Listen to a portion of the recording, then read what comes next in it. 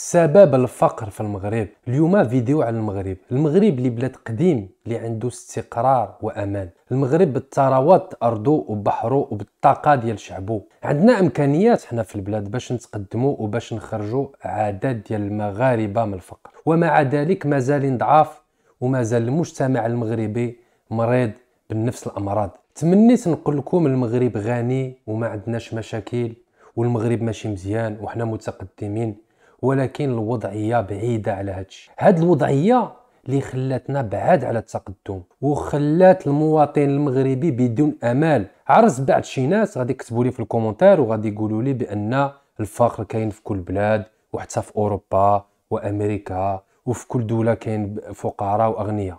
الجواب: خصكم تعرفوا بان الفقر الحقيقي لا علاقه بالمال والاقتصاد الدوله. في هذا الفيديو غادي نفهمكم الفرق ما بين التقدم الاقتصادي والتقدم الانساني اللي كيعيش عاده ديال المواطنين في كل مدينه في المغرب.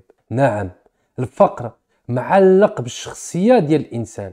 الموضوع مهم، فهمتوا بان هذا الموضوع خطر ومهم وكيهم جميع المغاربه. غادي نعرفوا سبب الفقر وشنو مازلنا باش نوصلوا للتقدم. باش نتفاهموا وباش تفهموني غادي نوضحوا اش هو التقدم. بعدا غادي نجاوبوا لهذا السؤال. اولا ما نتكلمش على البيب ديال الدوله والتقدم الاقتصادي الدولي اللي ما كيبينش المستوى ديال المواطن والمشاكل اللي كيعيشوا. نعطيكم واحد المثال على جوج دوله باش نفهموا بان البيب يعني ما خدامش. السعوديه عندها 900 مليار ديال البيب والسويد عندها 650 مليار.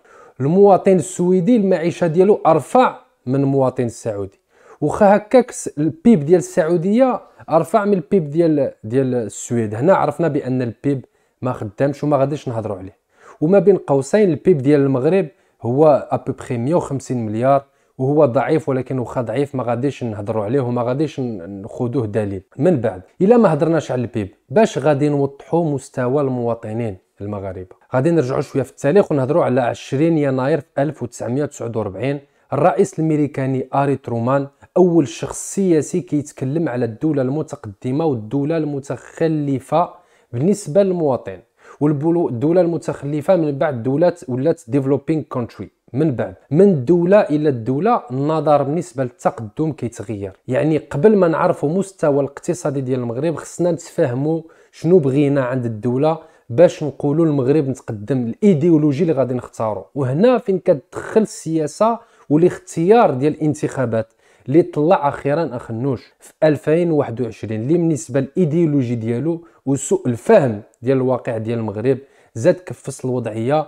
ولكن ما نكذبوش على راسنا، سوء التنظيم السياسي ديال المغرب قديم على اخنوش. نحبسوا شويه من السياسه ونهضروا على انديكاتور اقتصادي اللي تخلق في 1990 من اجل الهندي امارتيا سين جائزه نوبل في الاقتصاد، اللي خرج وخلق HDI Human Development Index.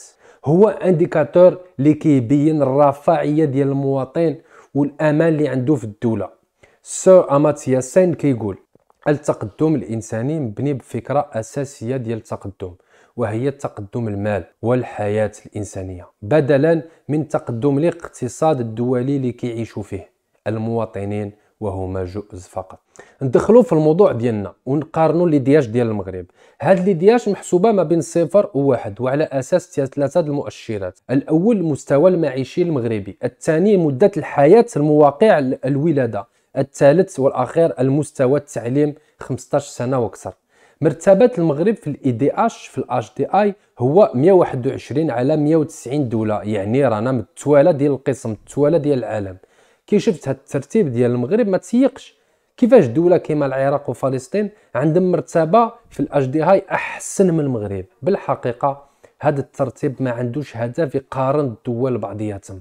هذا الترتيب هو خبر اقتصادي وبيان باش تفهم مستوى البلاد والنقص في بعض الاشياء كما الطب والتعليم اللي هما اساس ديال الرفاهيه ديال الانسان في المغرب وما اضعف قطاع ديال الحكومه المغربيه. نعطيكم مثال اخرين باش نفهموا بان المغاربه ما عندهمش معيشه رفاهيه ونقص بزاف ديال الحوايج عند المغاربه بالنسبه للدول الاخرين. اولا النقطه الاولى اللي بغيت نهضر لكم عليها هي الثقافه.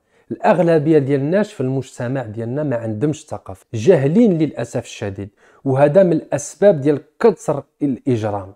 النقطه الثانيه اللي بغيت نهضر لكم عليها هو السياحه. المغربي البسيط ما كيسافرش وما عندوش الامكانيات باش يسافر. راني عارف بان هذا الشيء اللي كنقول لكم بعيد على الواقع ديال المغاربه، ولكن في بعض البلدان في العالم اللي الاقتصاد ديالهم ماشي بعيد على المغرب، المواطن البسيط كيسافر واخا حتى في بلادو، يعني هذا الشيء ماشي مستحيل. في هذه البلدان كما اسكندنافيا ولا اسيا الشرقيه كاين رغبه سياسيه حقيقيه للتقدم الانساني، يعني كل شيء معلق بالرغبه السياسيه. في المغرب مازالين متاخرين بالنسبه للانسانيه، مثلا ديال الزبزافي اللي كتبوا له 20 سنه ديال السجن بعد ما نظم الحراك الشعبي. هنا كاين خلل كبير في الانسانيه وفي الحريه التعبير. كيفاش مواطن مغربي خايف يطلب حقه وخايف يهضر وحنا رانا في 2022؟ من باب الشرف ومن باب الاحترام المواطن البسيط يكون كيحس عنده سياده في بلاده، وهذا الشيء كيتخلق من القانون ومن الاعمال السياسي الجديد ديال المسؤولين. قله الانسانيه والحقوق هو السبب الحقيقي ديال المغرب، وما كايناش رغبه سياسيه باش المغرب يزيد لقدام وباش المواطن يكون مستعد يعيش في بلاده. نكملوا هذا الفيديو بالشعر باش نوصل لكم معلومات وباش نجمعوا اسباب الفقر وشنو هو الفقر. بعدا نشكر كاع المتتبعين واللي بقاو حتى النهايات. الفقر الحقيقي هو الانسان محبوس بنيته وما عندوش الحق يسافر وما عارفش وما مثقفش وخا عنده العقل باش يوصل وباش ينظر. السبب ديال هذا الظلم هو الفساد المسؤولين والكذوب على المواطن. المنصب كيتعطى بالرشاوي وبمول الماستر كيساين. الحل ساهل، خصو المعقول والشفافيه. بعد الدول وصلوا ماشي بالمال ولكن بالمسؤوليه. شكرا لكم وبارك الله فيكم.